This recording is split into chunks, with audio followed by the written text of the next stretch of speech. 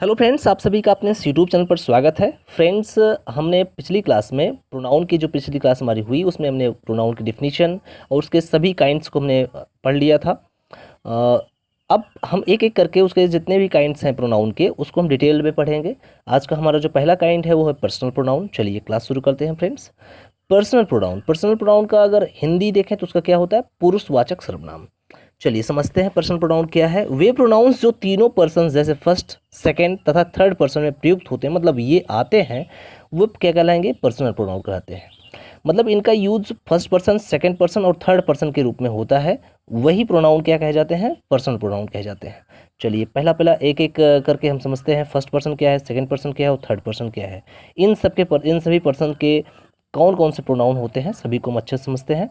First person, वे pronounce जो speaker का बोध कराते हैं वे फर्स्ट पर्सन के प्रोनाउन कहे जाते हैं। मतलब कि ये एक प्रकार से वक्ता का कार्य करेंगे, बोलने वाले का कार्य करेंगे। जो इन्हें ये बोल रहे हैं तो ये इनका जो यूज होगा वो किस में होगा? फर्स्ट पर्सन के प्रोनाउन के रूप में होगा। टेबल ऑफ फर्स्ट पर्सन देखते हैं, इसमें क्या दिया है? Number, nominative case, objective case, possessive case. Possessive case में क्या? पोसेसिव एडजेक्टिव और पोसेसिव प्रोनाउन। नंबर में सिंगुलर और प्लूरल। सिंगुलर में पहले देखते हैं। नॉमिनेटिव केस क्या है सिंगुलर का? आई, और ऑब्जेक्टिव केस में यही बन जाएगा मी। पोसेसिव एडजेक्टिव इसका होता है माइन, माई, और पोसेसिव प्रोनाउन जो होगा वो क्या होगा? माइन। प्लूरल में अगर चलें तो वी, और ऑब्जेक्टिव केस इसका बनेगा अस। पोसेसिव एडजेक्टिव है आवर और पोसेसिव प्रोनाउन है आवर्स। हम देखें कि फर्स्ट पर्सन में जो हमारा आ रहा है वो क्या है? आई और वी। नॉमिनेटिव केस में, ऑब्जेक्टिव केस में मी और अस, और इसी का अगर पोसेसिव एडजेक्टिव है वो माई और आवर, और पोसेसिव प्रोनाउन है माइन और आवर्स। इसको एग्जांपल समझते हैं। I am a teacher. I am a teacher, यहाँ आई क्या है? स्पीकर का काम कर रहा है, और ये क्या है? फर्स्ट पर्सन का ही प्रोनाउन है। ठीक है। जैसे अगला एक एग्जांपल है, that book is mine. Mine क्या है? हमारा पोसेसिव प्रोनाउन है, और ये आपका फर्स्ट पर्सन का ही प्रोनाउन के रूप में यूज हो रहा है। अगला एग्जांपल देखें, दिस इज माई बुक। अगला है लास्ट जो एग्जांपल इसमें रखा गया है, दे हेल्प अस। तो जो भी यहाँ पे देख रहे हैं अंडरलाइन करके दिया गया है, आई, माइन, माई, अस, ये क्या है? फर्स्ट पर्सन के ही प्रोनाउंस है। ठीक है। चलिए अगले पर्सन पे चलते हैं। सेकंड पर्सन, वे प्रोनाउंस जिससे सुनने वाले मतलब ऑडियंस का, व्यक्ति का, ऑडियंस मतलब सुनने वाले व्यक्ति का बोध होता है, पता चलता है, तो उसे क्या बोलते हैं? सेकंड पर्सन का प्रोनाउन बोलते हैं। चलिए देखते हैं टेबल को। Table of second person. Number, nominative case, subjective case, possessive case में पोसेसिव एडजेक्टिव है और पोसेसिव प्रोनाउन है। तो सिंगुलर में क्या है? ये यू, और ऑब्जेक्टिव केस इसका क्या बनेगा? यू, नॉमिनेटिव केस में भी, ऑब्जेक्टिव केस में भी, और पोसेसिव इसका जो एडजेक्टिव बनेगा वो क्या होगा? योर, और पोसेसिव प्रोनाउन जब बनेगा तो ये क्या हो जाएगा? योर्स। प्लूरल में भी वही चीज़ें आएंगी, क्योंकि यू सिंगुलर और प्लूरल दोनों के लिए यूज़ होता है, सेम वही चीज़ें हैं। यू, और उसके बाद पोसेसिव एडजेक्टिव में योर, पोसेसिव प्रोनाउन में भी योर्स आ जाएगा। अगला, तो इस तरह से अगर हम एग्जाम्पल में बात करें तो आ जाएगा, एक एग्जाम्पल है इसमें, दिस बुक इज़ योर्स। तो योर्स यहाँ पे क्या हो रहा है? एक ऑडियंस, मतलब इसके बारे में पता चल रहा है जो जो सुन रहा है, जिसके बारे में ये हो रही ऑडियंस की बात पता चल रही है इसमें, मतलब ये सेकंड पर्सन के रूप में आ रहा है, योर्स। अगला, अगर इसी को ही हम चेंज कर दें, जब हम योर को यूज करेंगे मतलब पोसेसिव एडजेक्टिव की यूज करेंगे, तो उसमें जो अगला एग्जाम्पल हमारा बनेगा वो हो जाएगा, this is your book. Yours हमारा जो यूज हो रहा था वो क्या हो रहा था? किसके रूप में? पोसेसिव प्रोनाउन के रूप में। और जो हमारा जो योर है वो पोसेसिव एडजेक्टिव के रूप में हो रहा है। पोसेसिव एडजेक्टिव किसी नाउन के पहले आ सकता है, लेकिन किसी नाउन के पहले पोसेसिव प्रोनाउन नहीं आ सकता। इसको हम डिटेल में पढ़ेंगे आगे। तो ये हमारे सेकंड पर्सन प्रोनाउन हो गया, यू। चलिए थर्ड पर्सन पे चलते हैं। थर्ड पर्सन का प्रोनाउन है वे प्रोनाउंस जिससे वैसे व्यक्ति या वस्तु का बोध होता है जिसके बारे में कुछ कहा जा रहा हो, जिसके बारे में कुछ बताया जा रहा हो, वो क्या होंगे? थर्ड पर्सन के प्रोनाउन कहे जाएंगे। जैसे देखें हम टेबल ऑफ थर्ड पर्सन को देखें, number, nominative case, objective case, possessive case में possessive adjective, possessive pronoun. Singular में देखते हैं तो क्या है? He, she, it. Objective case क्या बन जाएगा? ही का हिम, सी का हर, इट का इट। और पोसेसिव एडजेक्टिव जो बनेगा इसका, ही का हिज हो जा रहा है, सी का हर, इट का इट्स। और पोसेसिव प्रोनाउन बन जाएगा ही का हिज, सी का हर्स, और इट का बिल्कुल नहीं बनेगा यहाँ पे, क्योंकि इट्स जो है वो पोसेसिव एडजेक्टिव तो है, लेकिन पोसेसिव प्रोनाउन के रूप में इट्स का यूज नहीं होता है। चलिए प्लूरल की बात करें तो दे, देम, दियर और दियर्स में चेंज हो जाएंगे। मतलब अगर इसको हम एग्जाम्पल से समझें अच्छे से तो क्या होगा? एग्जाम्पल है, you admire him. You admire him. तो नेक्स्ट एग्जाम्पल एक हमारा है they read in this school.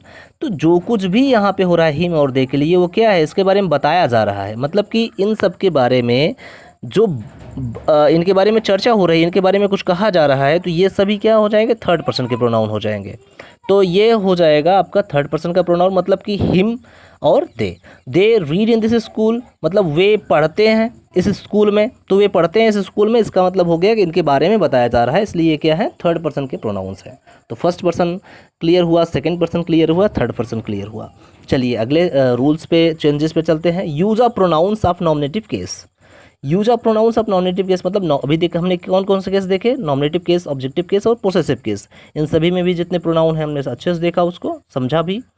अब इन सभी का यूज़ मतलब हम प्रोनाउंस के रूप में अगर नॉमिनेटिव केस का यूज करें, ऑब्जेक्टिव केस का यूज करें, पोसेसिव केस का यूज करें, तो क्या रूल्स हैं इनके साथ, इसको हम अच्छे से समझते हैं।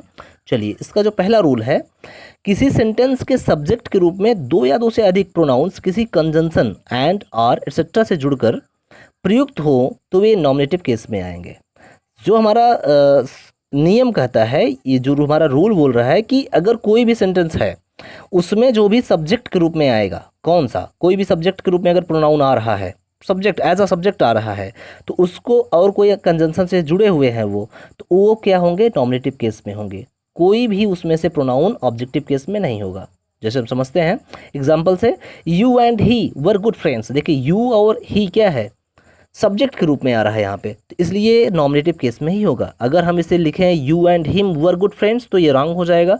ये सेंटेंस अगर करेक्ट बनेगा तो किस तरह से, you and he were good friends, मतलब यहाँ पे यू और ही दोनों को हम नॉमिनेटिव केस में ही यूज करेंगे।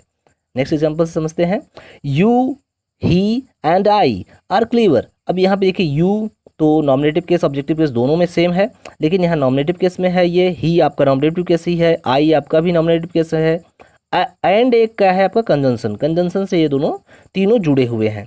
तो आर क्लीवर, तो ये सभी क्या आ जाएंगे किसमें, ये सभी नॉमिनेटिव केस में आएंगे, क्योंकि ये सब्जेक्ट के रूप में आ रहे हैं किसी भी सेंटेंस में, और इनका जो यूज हो रहा है किसी न किसी कंजंक्शन के साथ जुड़ करके हो रहा है, इसलिए क्या हो जाएगा, ये सभी नॉमिनेटिव केस में ही यूज होंगे। तो हमारा ये पहला रूल रहा। चलिए हम सेकेंड रूल पे चलते हैं। सेकेंड रूल हमारा ये कहता है कि यदि किसी सेंटेंस के वर्ब के सब्जेक्ट के रूप में एक नाउन तथा एक प्रोनाउन कंजंक्शन एंड आर से जुड़कर आते हैं तो ये प्रोनाउन नॉमिनेटिव केस में होगा। अभी तक क्या था, अभी तक ये कहा जा रहा था कि वर्ब के सब्जेक्ट के रूप में आए कौन, दोनों प्रोनाउन हो या तीन प्रोनाउन हो, सभी नॉमिनेटिव केस में होंगे। लेकिन अब ये क्या इस रूल में हो रहा है कि एक नाउन है और साथ में अगर एक प्रोनाउन भी उसके साथ जुड़ा हुआ है किसी कंजंक्शन के साथ मिल करके, तो वो क्या हो जाएगा, जो आपका प्रोनाउन है वो किस में कन्वर्ट हो जाएगा, नॉमिनेटिव केस में ही कन्वर्ट हो जाएगा, ना कि ऑब्जेक्टिव केस में। चलिए देखें रूल से एक एग्जांपल समझते हैं। Mohan and I go to market every day. अब यहाँ देखिए मोहन तो एक नाउन है, लेकिन एंड ए आपका कंजंक्शन हो गया, साथ में आई क्या है आपका एक प्रोनाउन है। कौन सा प्रोनाउन, फर्स्ट पर्सन का प्रोनाउन है। तो ये जो आई है इसको हम नॉमिनेटिव केस में यूज करेंगे, क्योंकि ये सब्जेक्ट के रूप में आ रहा है, वर्ब के सब्जेक्ट का रूप में यूज हो रहा है ये सेंटेंस में, इसलिए क्या हो जाएगा, ये Mohan and I go to market every day, ये करेक्ट सेंटेंस बनेगा। अगर ये सेंटेंस आपको मिल जाए कहीं Mohan and me go to market every day, तो ये आपका सेंटेंस क्या हो जाएगा, रॉन्ग हो जाएगा। तो खूब अच्छे समझना है कि कहीं भी अगर ये सब्जेक्ट के रूप में एज अ सब्जेक्ट यूज हो रहे हैं, साथ में नाउन लगा है, कंजंक्शन भी साथ में जुड़ा है, इन दोनों को जोड़ रहा है, तो ये जो प्रोनाउन होगा आपका फर्स्ट पर्सन का, उसको हम किस में यूज करेंगे, हम फर्स्ट पर्सन के ही रूप में यूज करेंगे। चलिए थर्ड रूल पे चलते हैं।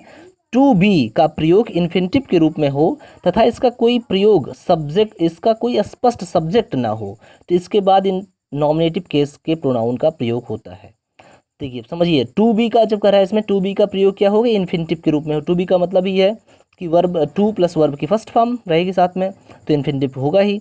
और इसके साथ में जो सब्जेक्ट हो वो क्लियर ना हो पाए, तो वो जो सब्जेक्ट होगा किस में होगा, नॉमिनेटिव केस में ही होगा।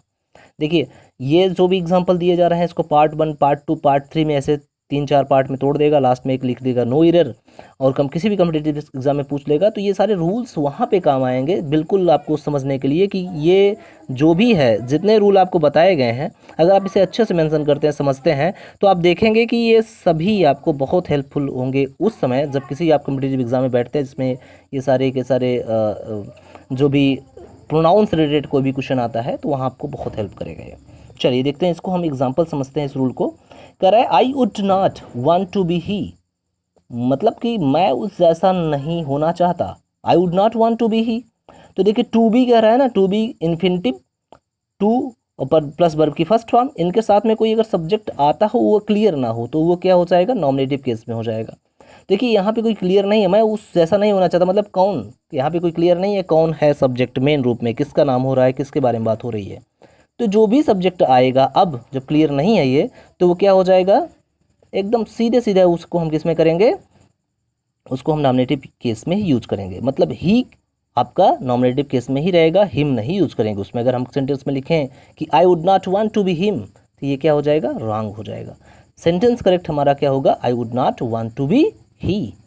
चलिए अब नेक्स्ट रूल पे चलते हैं।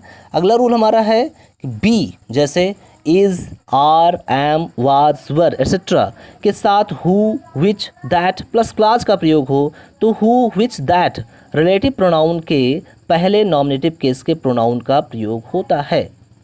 तो अब यहाँ पे सीधे सीधे आप यहाँ पे ये जो बताया जा रहा है कि कोई बी का मतलब, यहाँ पे बी का मतलब यही हो रहा है कि इज़, आर, एम, वाज, वर, इनके साथ में कोई आपका हु, विच, दैट मतलब ये रिलेटिव प्रोनाउन आ जाए और इनके साथ में कोई अगर क्लास भी लगा हुआ है तो ये क्या होगा, ये इस तरह का कोई स्ट्रक्चर आपको मिलता है तो उसमें जो प्रोनाउन यूज़ होगा वो नॉमिनेटिव केस में ही यूज़ होगा।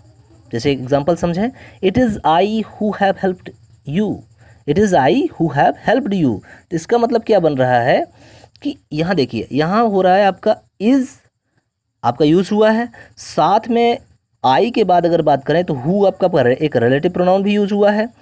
तो इसके साथ में अगर और कोई क्लास में हेल्प्ड यू अगर बात करें उधर लगा हुआ है तो ऐसा कोई सेंटेंस बनता है, उसमें क्या हो जाएगा, जो आपका सब्जेक्ट है, मतलब जो यहाँ पे आई जो है वो आपका क्या हो जा रहा है, नॉमिनेटिव केस में ही रहेगा, ना कि ऑब्जेक्टिव केस में।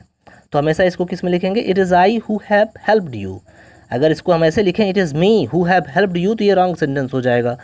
तो किसको अगर सही करना है हमें, तो ये समझना होगा कि अगर कोई रिलेटिव प्रोनाउन से जुड़ा है, साथ में कोई वी मतलब इज़, एम, आर, वाज, वर दिया है, तो इन सब के साथ में रिलेटिव प्रोनाउन भी है, तो क्लास भी कहीं लास्ट में लगा है, तो ये क्या हो जाएगा, नॉमिनेटिव केस में ही आपका सब्जेक्ट रहेगा। मतलब नॉमिनेटिव केस में ही हम यूज करेंगे उस प्रोनाउन को। ठीक है, तो जो फर्स्ट पर्सन का प्रोनाउन है तो आई, इसको मी में ना यूज करके हम आई में ही यूज करेंगे। चलिए इसमें एक नोट दिया है, इसको देख लेते हैं। यदि टू बी का प्रयोग इन्फिनिटिव के रूप में हो तथा इसके साथ इसके पहले आए हुए नाउन और प्रोनाउन ऑब्जेक्टिव केस में हो तो इसके बाद प्रयुक्त होने वाले नाउन या प्रोनाउन भी ऑब्जेक्टिव केस में होंगे। इसका मतलब ये हो रहा है कि टू बी है, टू बी के पहले अगर ऑब्जेक्टिव केस में कहीं आ रहा है कोई नाउन या प्रोनाउन, तो उसके बाद में भी जो नाउन या प्रोनाउन होंगे वो केस में होंगे, ऑब्जेक्टिव केस में होंगे। पहला जो हमारा रूल था ऐसा कुछ नहीं उसमें कर रहा था कि उसके पहले कुछ आए, लेकिन यहाँ पे क्या कर रहा है, टू बी के पहले कुछ आए। कौन सा, अगर कोई ऑब्जेक्टिव केस में आ रहा है नाउन या प्रोनाउन, उसके बाद भी जो नाउन या प्रोनाउन होंगे वो क्या होंगे, ऑब्जेक्टिव केस में ही होंगे। एग्जाम्पल्स देखते हैं। I know the man to be him, I know the man to be him, तो यहाँ पे क्या है, मैन, द मैन क्या है, ऑब्जेक्टिव केस में है, तो टू बी के बाद जो आएगा वो हिम ही रहेगा, ना कि ही होगा, वो भी ऑब्जेक्टिव केस में ही रहेगा। सेंटेंस अगर हम इस तरह लिखें, I know the man to be him, तो ये सही है। अगर सेंटेंस को इस तरह लिखें, I know the man to be he, तो यहाँ पे गलत हो जाए, क्योंकि टू बी के पहले ऑब्जेक्टिव केस है तो टू बी के बाद भी ऑब्जेक्टिव केस होगा, ऐसा हमारा रूल कहता है, इसलिए सेंटेंस हमारा पहला वाला करेक्ट हो जाएगा। ठीक है फ्रेंड्स, बताइएगा कैसी रही है क्लास, लाइक करिएगा, ज़्यादा से ज़्यादा शेयर करिएगा और चैनल सब्सक्राइब नहीं किए हैं सब्सक्राइब करिएगा। Thank you.